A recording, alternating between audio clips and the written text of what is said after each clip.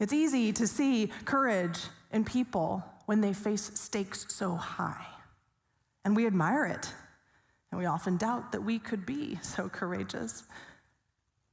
But we can also identify courage in everyday situations. We can see it when only one minority is present in a group.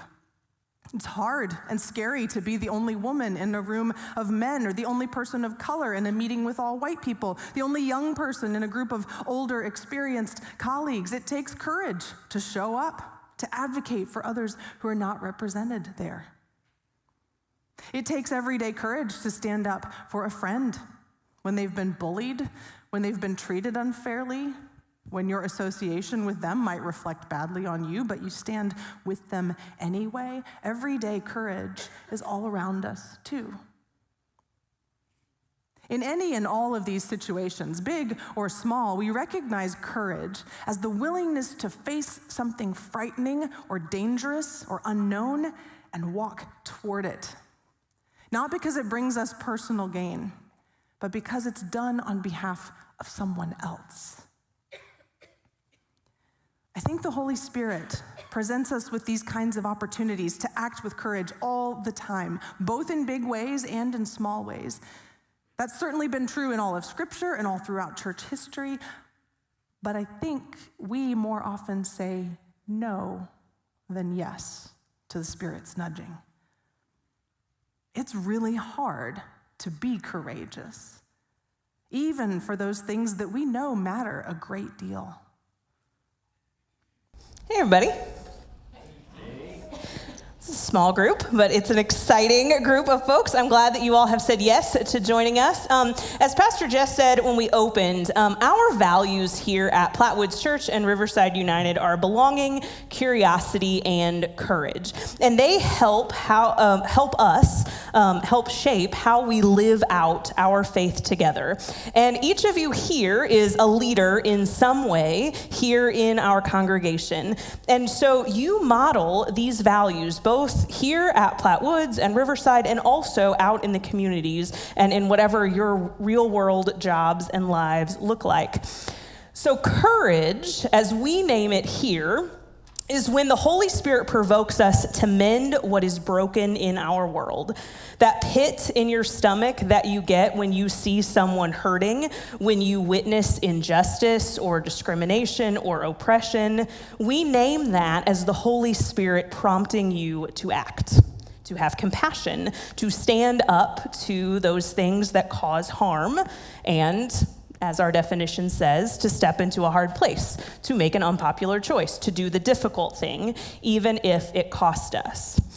But choosing to have the hard and sometimes it's choosing to have the hard conversation rather than to avoid. It's standing beside those who are hurting, even when it costs us something. It's believing that we seek love and justice, and even if it's risky.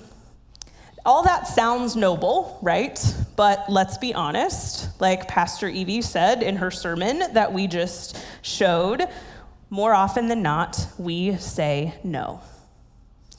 And why do we do that? Well, because it makes us uncomfortable, right? Because being courageous might cost us something. Because sometimes it seems futile to do anything. Does anyone else feel that way? Like nothing I could do could possibly stop all of the oppression and injustice in the world? Yeah, me too. But even when it's hard, Scripture keeps calling us back to courage. One of the most famous verses that uses the word courage comes from Deuteronomy chapter 31, verse 6. We hear this: be strong and courageous. Don't be afraid and don't be scared of your enemies, because the Lord your God is the one who marches with you. He won't let you down. He won't abandon you.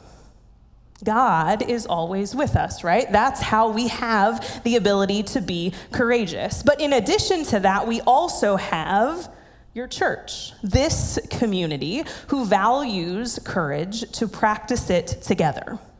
Every time someone takes a risk to serve in a new way, when you all share your stories in groups openly, when you reach across differences to listen to someone else, that is courage. Every time we choose to see the humanity in someone that others have written off, that's courage. Every time we trust that God is still at work, even if it feels like God isn't at work at all, that's courage. And sometimes it looks like you all speaking up or showing up or maybe even staying when it might be easier to walk away. And that's what this time for us tonight is all about, discussing ways that we might be courageous and practice doing it together. So to begin, I would like to introduce someone who's a member here of our community who's doing some really incredible and courageous works in hope that that might inspire you to think about where God might be nudging you to take one courageous step. Reverend Patrick McLaughlin is here. He is an elder in the Great Plains Conference of the United Methodist Church. He has served churches for over a decade, both as a community pastor at First UMC in Manhattan, Kansas, and later at Resurrection's downtown Kansas City location. He and his wife Megan and their 7-year-old daughter Margot have been attending here since November of 2003.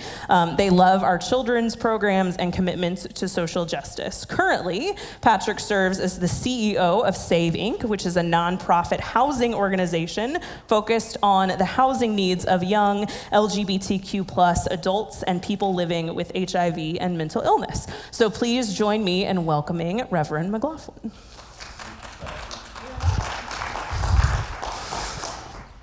She was reading really fast there. We've been attending since 2023. I think 2003 came out. That was a long time ago, and I was still in college. So, yes, we have really enjoyed getting to know this community. We're so grateful. We know Pastor Evie from my work previously as a church pastor, and then Evie's participation at Della Lamb as a board member. She and my wife were really well connected that way, and my wife and daughter really enjoy coming here, as do I. But if they're happy, I could probably find a home at just about anywhere being a pastor, but they're really happy here, as am I. So we've made this our home. So thank you. Thank you for this invitation to be a part of this conversation, this courageous conversation. As we think about this, I wanted to start by one of those good news, bad news exercises. And sometimes people will ask, what do you want to hear first? But really, who wants to hear the good news first, right? Let's start with the bad news. Let's end on a high note. What kind of animal wants to hear the good news first? So let me start with the bad news. Kansas City, metropolitan area, is in dead last place across the country when it comes to chronic homelessness. Wait a second, how could that be possible? We're not that big, we don't have that many homeless, it's not that many unhoused people, like how is that possible? And so there's an important nuance that we are the dead last in chronic homelessness, which means that if you become unhoused here and you stay unhoused for a year, you are less likely to find housing here than you are anywhere else in the country. So while places like LA, New York have a greater population of unhoused people, they have a better chance of finding housing in those places than you do in Kansas City. It's time for courageous leadership, right? The good news, we know how to solve this. We have solutions that work.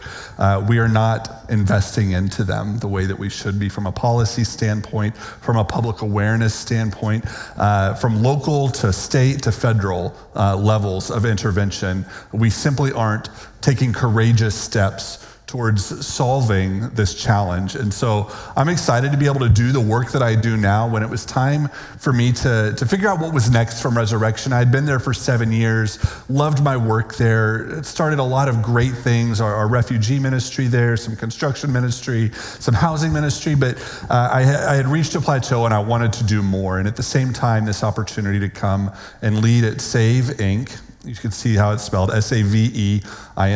Why is it called that? Well, it's a weird name. Is it a bank? Is it a religious institution? Who are you saving? What are you saving? What is that about? When Save Inc. began in the 80s in response to the HIV crisis, it stood for Saving AIDS Victims Entitlements. It was an acronym, and that changed. They removed the acronym, the Denver Principles. There was a gathering of people who were addressing HIV across the country, and people with lived experience, people living with HIV, were given the microphone, were given an opportunity to speak and be a part of finding solutions. And they said, we are not just victims in this epidemic, in this problem. We are problem solvers. We are a part of the solution. We don't want to be known as victims.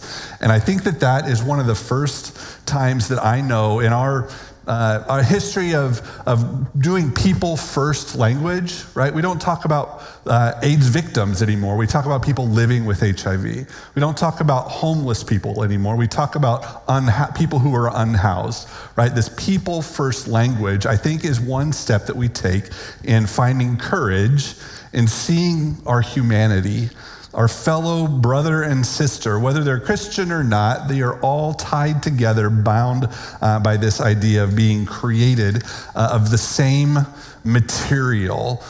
We are made from the substance of the earth together, all alike. And when we decompose, we're all going to decompose into the same stuff and be resurrected into a tree, right? Like we all have that kind of beginning and end, no matter what our situation here is in life. And so that's the good news, is that we have opportunities to do something about this through programs. Low barrier shelter, that's been a hot topic in Kansas City, and it's not exactly what everybody thinks it is. Low barrier, people's first impressions are anything goes. We just let people in and run amok, no expectations. It's just in and out. It's not going to solve anything. And the reality is that it's a low barrier to entry.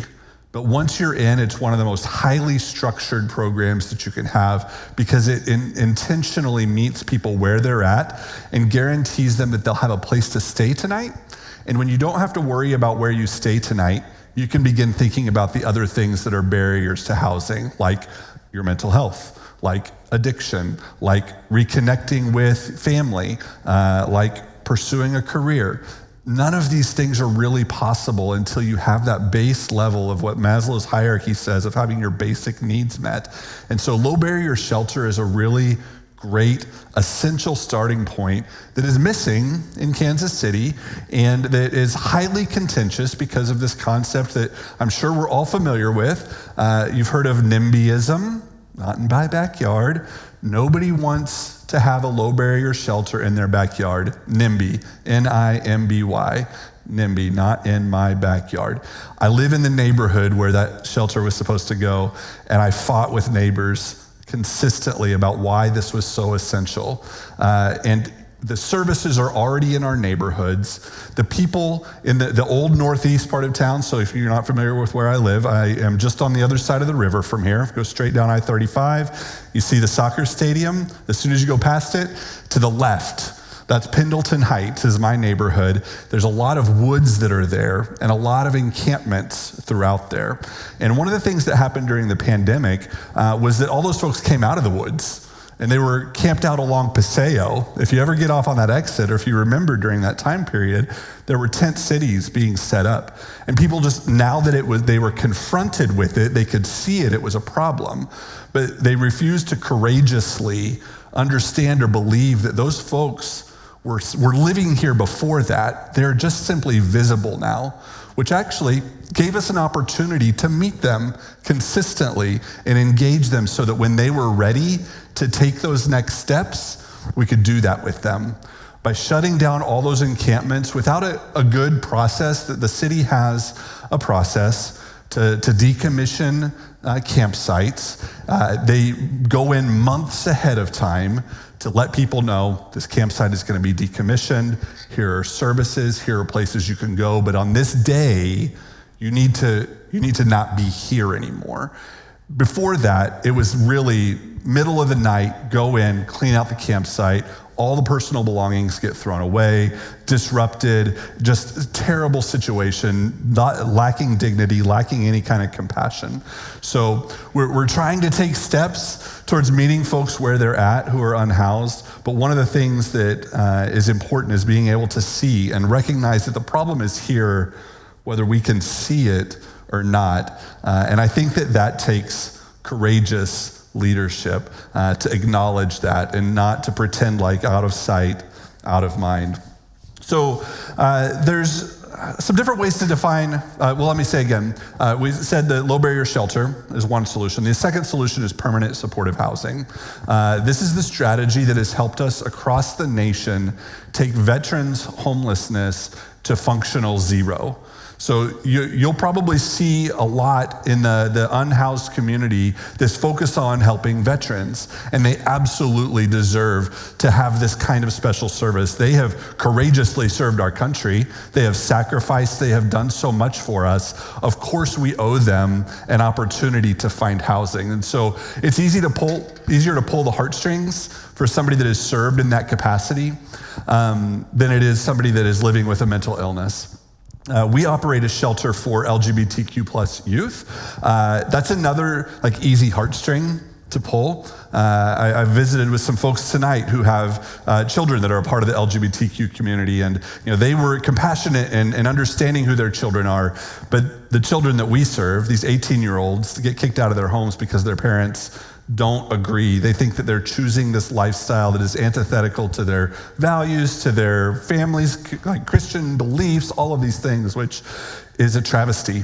The lack of courage that a parent would have to dismiss their own child. So we're receiving those children into this low barrier shelter, believing that they're especially vulnerable, not only because they're LGBTQ plus, but because they're young. And if you're young and unhoused and part of the queer community, you're more likely to experience violence, not only on the streets, but in the other shelters that exist. I've worked with a lot of shelters, and the folks that gravitate towards the Christian shelters are usually far more fundamental theologically than I am. And so getting them in the same environment with these queer youth is not a safe space for them. And so Saving created this shelter as an alternative for the queer youth to be able to come and find a safe place for this low barrier to entry, meet them where they're at, to find this trajectory towards a new life.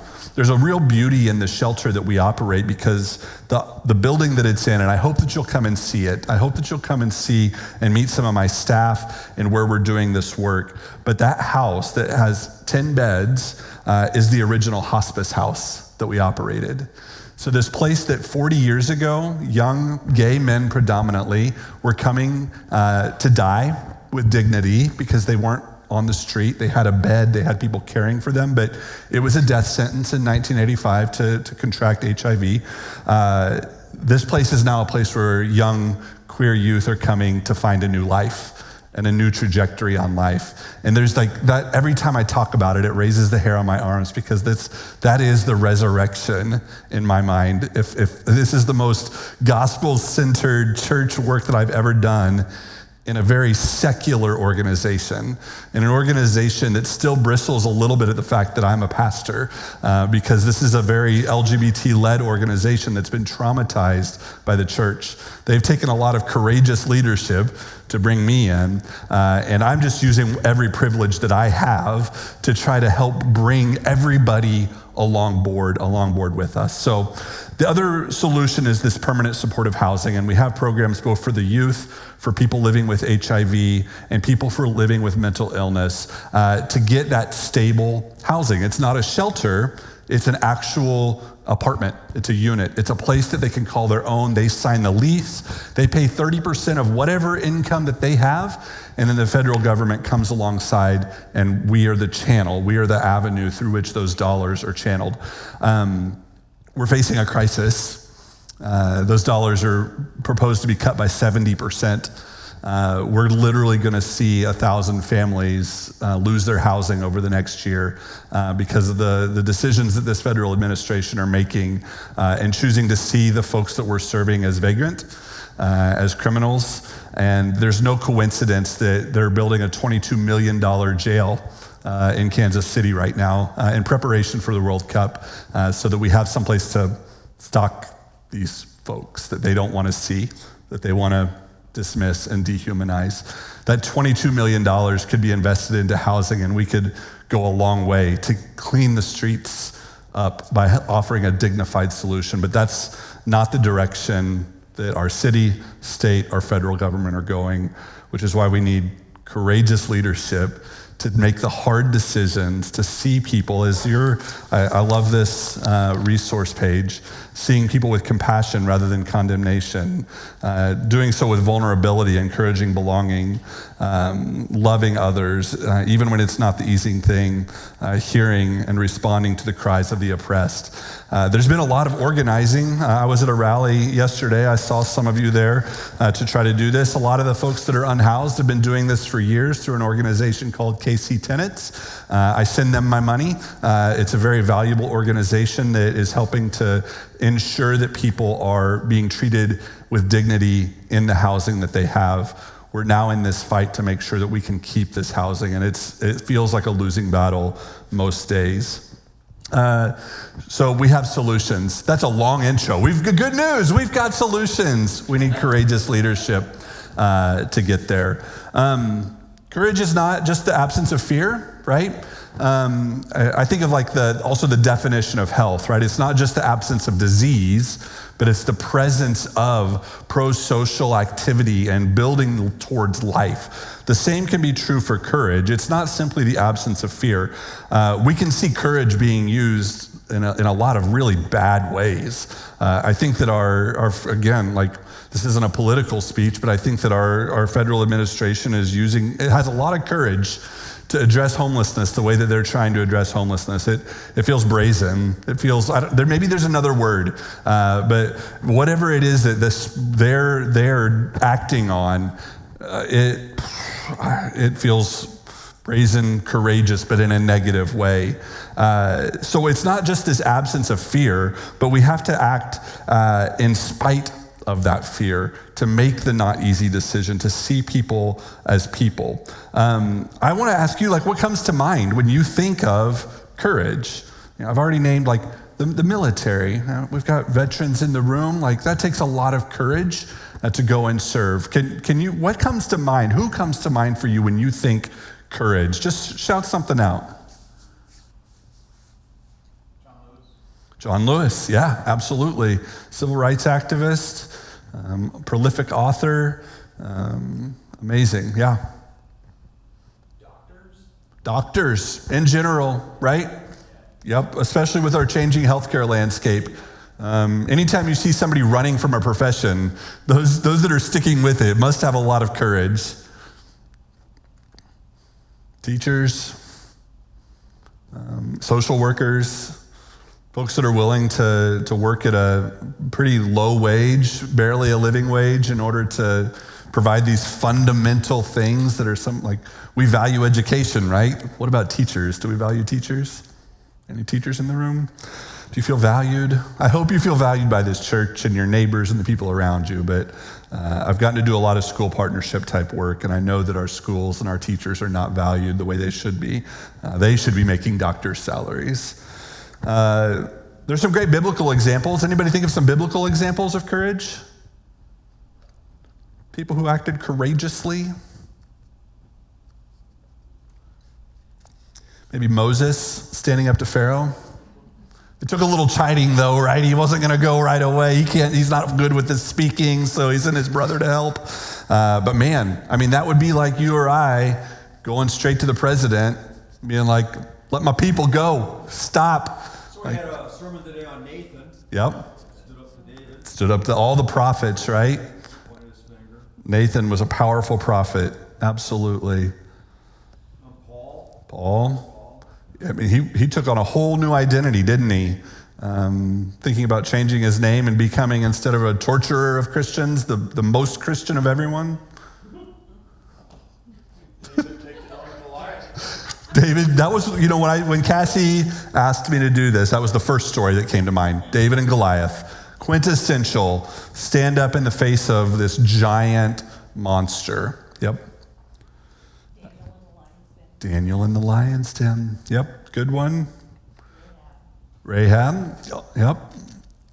It's weird. It's like this text is really full of courageous people, right? If only we had a model that we could follow. The Good Samaritan, right?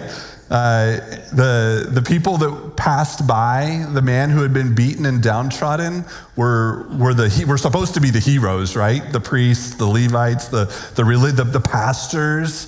But they had these like religious laws that they could not touch this person, or else they wouldn't be able to go fulfill their duties as priests and what. Like, are you kidding me? Like, that took a lot of not courage to go to the other side of the road.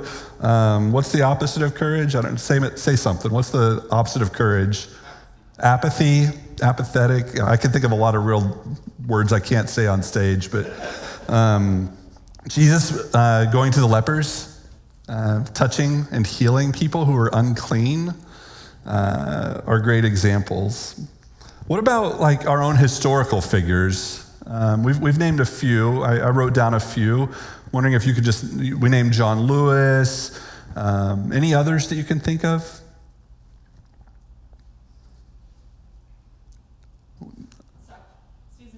Susan B. Anthony, absolutely. Harriet Tubman, they were on my list. Good one. Do you know how many times Harriet Tubman came back to the South and put herself in danger? 13 trips, reportedly. She made it out. She came back. There were more people. They had to get rescued. She had to get them through that Underground Railroad into freedom. Lots of civil rights examples, right? Dr. King, Rosa Parks, John Lewis, Abernathy. All these names. I noticed in my initial kind of research on this that all the people that were coming to the top of the list, even in my own mind, were people of color. How about you? We said John Lewis, person of color, Harriet Tubman, person of color. LBJ you had to throw in there. You could throw LBJ in there. Thank you. Absolutely. Why is it important that I point that out? I think as a room full of predominantly white people, so I'm observing we've got some racial diversity here, so I'm not dismissing that at all. But in a church, in a community that's predominantly white people, why is it that we see our heroes, our courageous people in these things predominantly as people of color? It encourages us. It is encouraging, right? I wonder why that's encouraging. If they have the strength to do it, why not us? Maybe. I think it's also important for us to find people who are white to model ourselves after, because we have to see ourselves in doing this. I can't be Harriet Tubman. I can't be John Lewis. I can't be these people of color who are acting out of this principle that I think that gets a bad rap. And that principle is acting out of self-interest. What does self-interest mean? It's not selfishness, right? We know what it's. I've got a 7-year-old. I know what selfishness looks like. I can be selfish at times, wanting the things that I want. But what is self-interest? Self-interest is acting with the motivation that it's also going to benefit me. Like, I am bound to the outcome of this action, right? So obviously Harriet Tubman, John Lewis, Rosa Parks, self-interest galore, right? Because their people were the ones being oppressed. It feels harder as white people to find that self-interest. And so when I think about people who are not of color that we need to be looking towards, I became aware of this concept more so when we started talking about becoming anti-racist, right? It's more than just not saying racial slurs or dismissing it if you hear it, but actively working towards these things. I think about my own mental health, that I am a consumer of mental health services. And so if I can make the world a better place for people with severe and persistent mental illness, I too will have a better world to live in. I think about following women and the LGBTQ plus community. One of the reasons that I'm honored to work in this role is because it's been so heavily led by people in the LGBTQ plus community. And so many folks as a part of that community can pass as being straight, and it gets them into places, And they can say things and do things on behalf of other marginalized communities because they've been marginalized themselves. They have self-interest in making the world a better place for everybody. Maybe you have a child who's part of the LGBTQ+ community. Maybe you are yourself. Maybe you have a mental illness that you live with and find ways every day to cope with.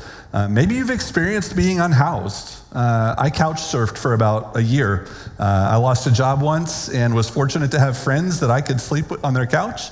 Technically, that was being unhoused. I never really considered myself being homeless, but by definitions, I was homeless for that year. I had a strong safety net, though. Friends, family, who I could always turn to. That's not the case for most of the folks that we are serving.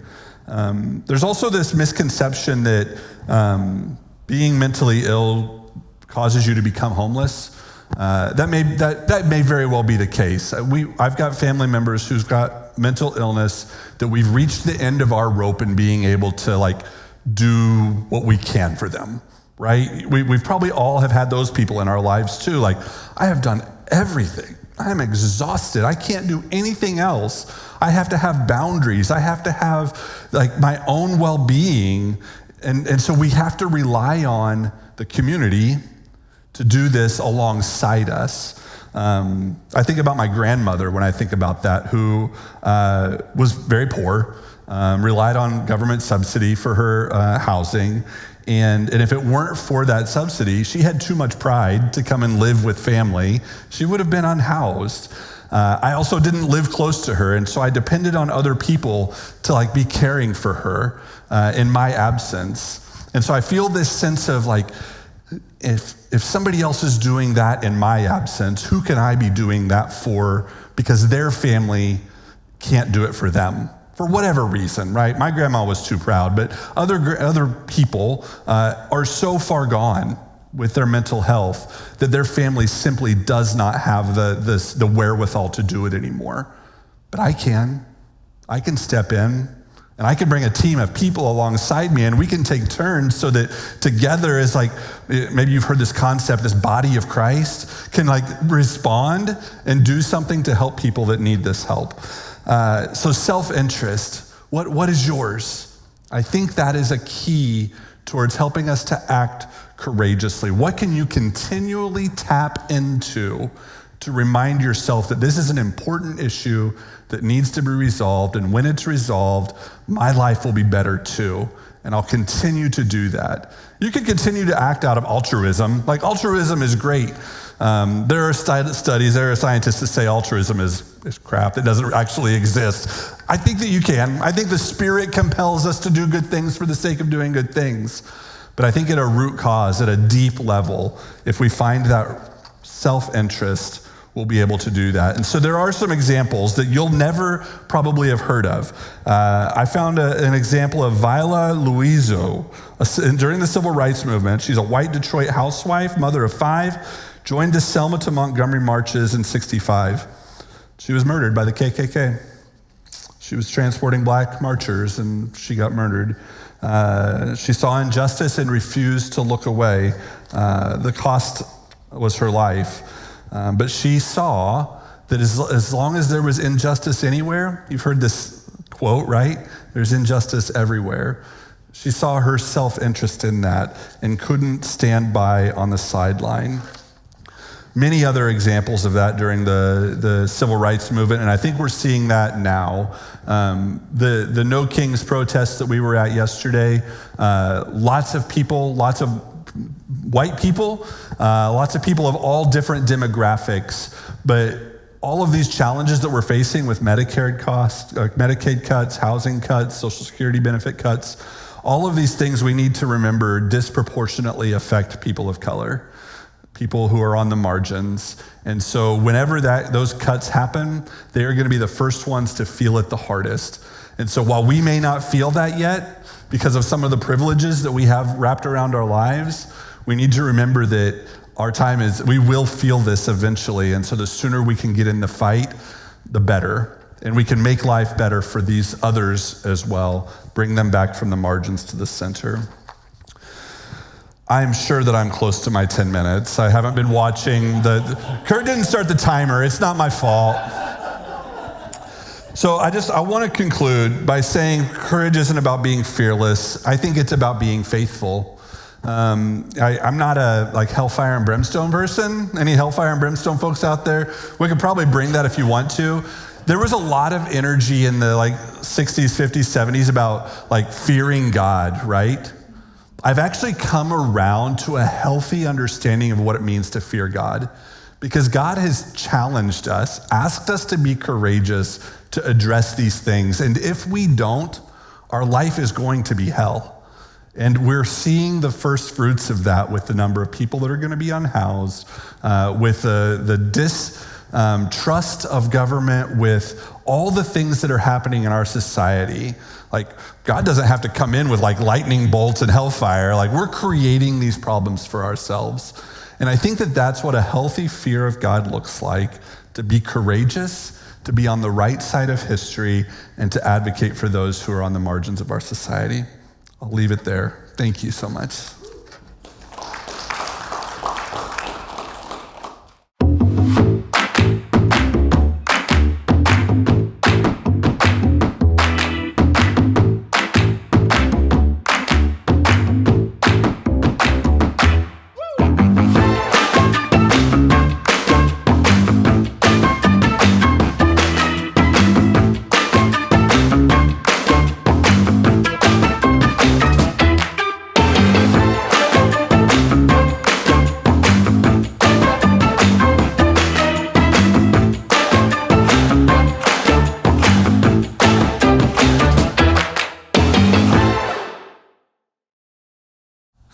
I'm Candace Shaw. I'm the Director of Spiritual Formation. I think we all know each other. But hopefully, if you have not met Raina yet, if you have been around Riverside United, you have met Raina. But I'm going to let them introduce themselves and tell you everything that they do, because it's a lot. So if you haven't met Raina, this is a great opportunity. And they're going to talk to us about being courageous related to Riverside United. Hi, everyone. I'm Raina. I go by she, her, and they, them pronouns. I'm the site coordinator for Riverside United. It is a lot. Everything under the sun, I feel like. We launched RU to bring the love to that community in Riverside. It's a really cool experience. Just being able to share who we are at Plattwoods, and then coming out of that comfort zone and going into Riverside and having that space to also be courageous there. So where have you seen courage practiced through RU, either by the launch team or by people who are participating in Riverside United? Yeah, I'm actually going to touch on both of them. So for the launch team, it's been incredible working with everyone there. Again, just that comfort of being at Plattwoods and then now going to the Riverside and not having, resources from Plattwoods, but kind of starting from scratch and having to just build that courageous, those questions and curiosity, and having those open conversations with everyone there. I also think that everyone that walks in the doors to our Saturday service is courageous in that, maybe not knowing anyone there or not understanding exactly what Plattwoods or Riverside is about, and then stepping into that and having that experience with us.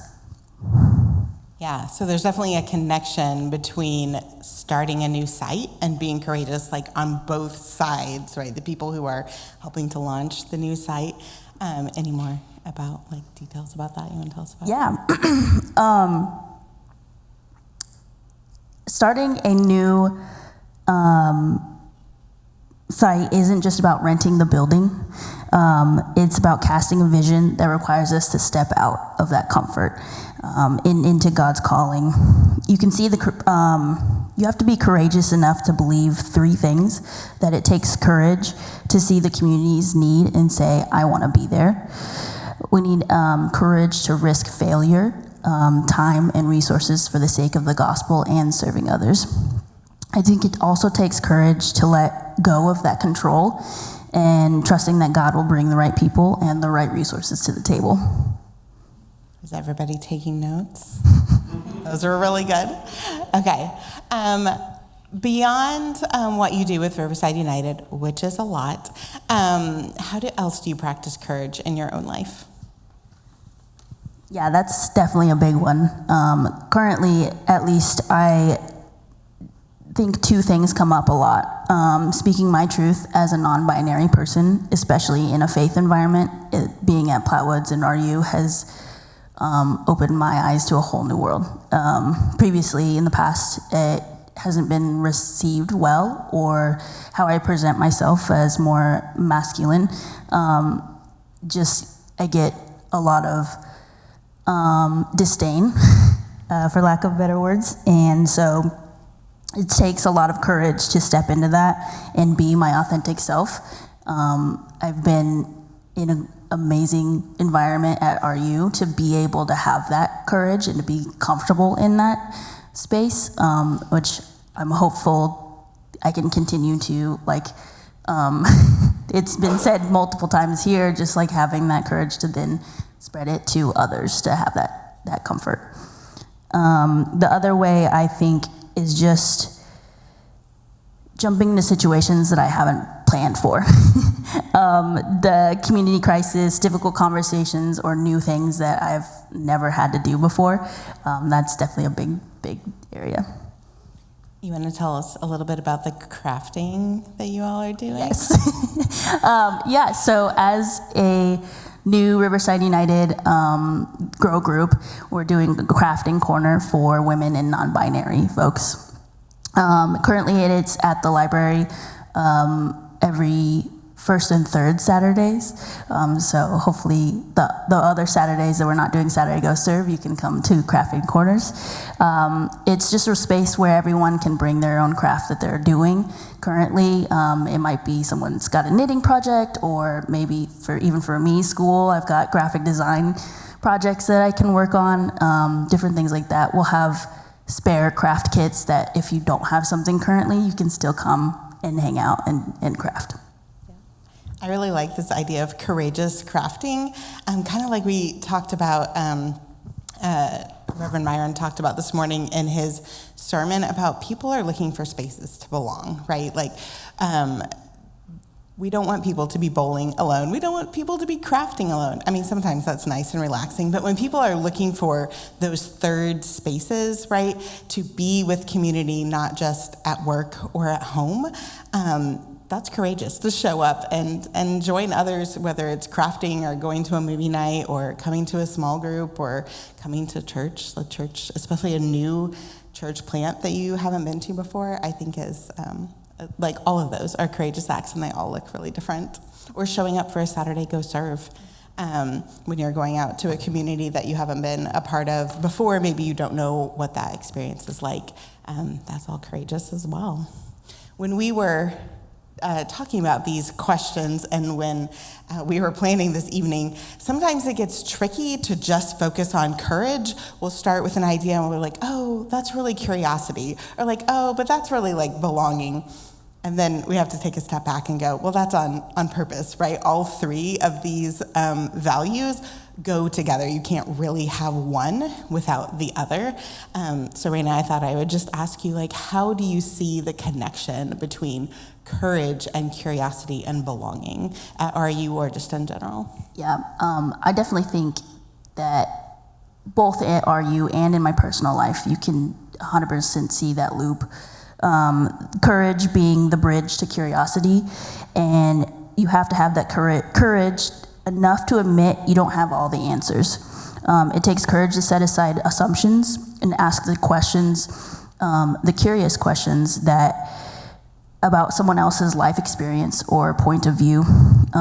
Curiosity then leads to that belonging. That active curiosity creates safety, understanding, and when someone truly feels seen, they know they don't have to pretend. That vulnerability is what forges that genuine connection, and it deepens that sense of belonging. You need the courage to be curious, and curiosity is the path to true belonging. I love that. Thank you so much, Raina. If you want to talk about Riverside United or anything else, Raina would love to talk to you. Pastor Jess, raise your hand if you're on the RU launch team too. Yeah, they would love to talk to you about it. You too, raise your hand. By proxy. So yeah, they would love, this is an opportunity to be courageous and to invite people to belong someplace, right, that may not feel comfortable in a space like this or are just looking to try out something new. So thank you so much. Let's give them a hand.